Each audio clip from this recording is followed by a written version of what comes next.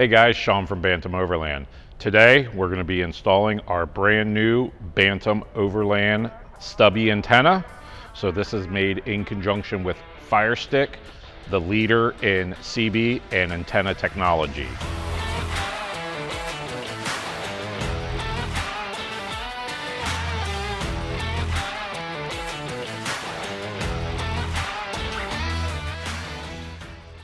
It's a super duper easy install.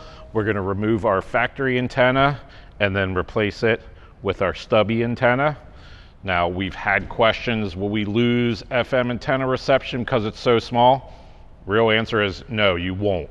This is designed specifically for our Jeeps, and it gets the exact same reception you would have with the factory. So let's go ahead, show you what we're going to use to remove our factory and install our new antenna. So we're going to use a crescent wrench or a pair of locking pliers and a flathead screwdriver. That's it. Super duper easy. So let's go ahead, start the install. So first thing we want to do is grab our crescent wrench or locking pliers and just go ahead and release the factory antenna. Then we can usually just get it out right by hand. Release it out. We don't want that thing anymore. From there, we'll grab our stubby antenna. So the new antenna is a two-piece.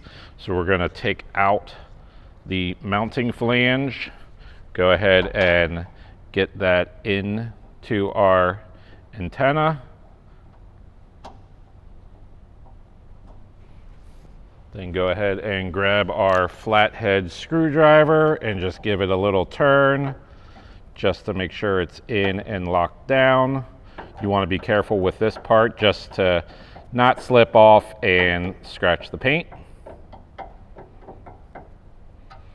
So once it's all the way down seated, go ahead and grab your antenna, screw that on. Once you're all the way down, go ahead and grab your wrench and just give it a quick turn to lock it in.